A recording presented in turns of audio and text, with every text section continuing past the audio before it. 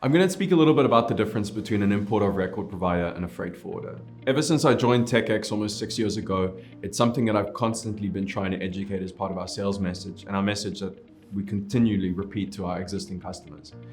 Many customers kind of see TecEx at the end of the day as a super freight forwarder because we pick up the shipment, we get it to where it needs to be, and the hassles are pretty much taken care of from end to end. But it's very important to piece apart the two very different services that underlie that end-to-end experience. The one is a transportation service, and the one is an importer of record and import compliance specialist. The two are very, very different. And just because they're brought together to provide an end-to-end DDP service, it doesn't mean that they should be meshed and seen as one. For those of you who know, an importer of record is very, very simply an entity which is established in the local country. It has the correct permissions to import a certain type of commodity, and it is intrinsically liable for that import in that country.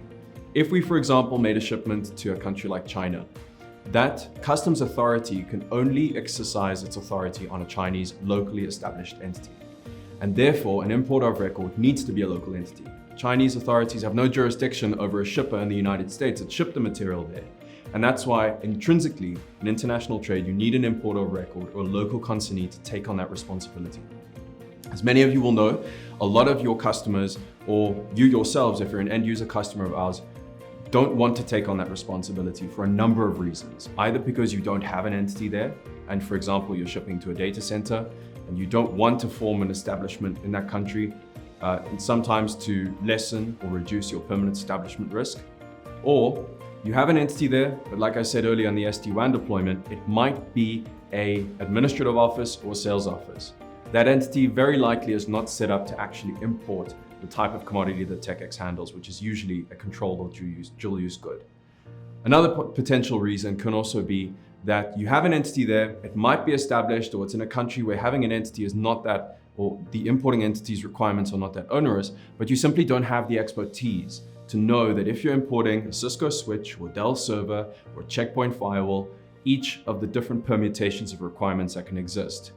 Basically, TecEx then steps in as the importer of record to make sure that no matter what the permutation of the bill of materials is, or which country it's going into, we know exactly what is required at time of customs clearance for a smooth and compliant customs clearance experience. So that is what an importer of record does. And TecEx has established these types of entities in 200 countries around the world under one umbrella, which is our service offering, so that you don't have to set up those entities and your customers don't have to use their entities if they don't want to.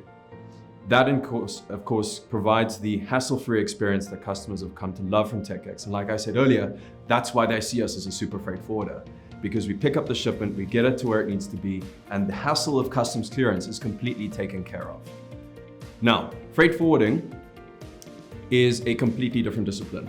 Freight forwarders or carriers are the ones which coordinate the movement of trucks, boats, and planes to get the material from point A to point B. It is also very important to distinguish the difference between an import broker or customs broker and an actual importer of record entity. A broker is a representative. They are an agent. An importer of record should be seen as a principal. It is an entity. A broker represents an importer of record.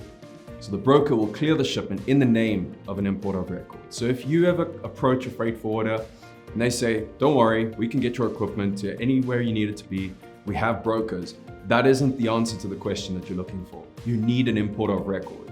And if you're going to use a stock standard freight forwarder, they are going to make the importer of record your customer. And that puts all the responsibilities of import licenses, permits, and applications on them, which is something that they very often don't want to take on. They don't want to have a call from customs knowing where their shipment is, or payment of taxes and duties is due, or where is this piece of paperwork, and then it gets stuck in customs, demurrage or storage charges are incurred, or in worst case, or in extreme cases, the equipment is sent back to origin, confiscated or destroyed. So it is very, very, very important to distinguish the difference between an importer of record and a freight forwarder or carrier. It's also very important to distinguish between Incoterms. If a customer ever comes to you and says, I want a DDP Incoterm, they're basically telling you, I want nothing to do with customs. I don't want to be the importer of record, or I cannot be the importer of record. That's essentially a calling card for using a third-party IRR such as TecEx. Contrast that to a situation where a customer comes to you and says, I want a DAP Incoterm. That basically means that they want you to ship it to their port, and that is really a job that's more suitable for a stock standard freight forwarder because their work is going to end at the foreign port of entry where the importer of record will take it over. So it really just depends on the context of the Incoterm that's being discussed, and also the responsibility of the import of record and who that's going to fall on.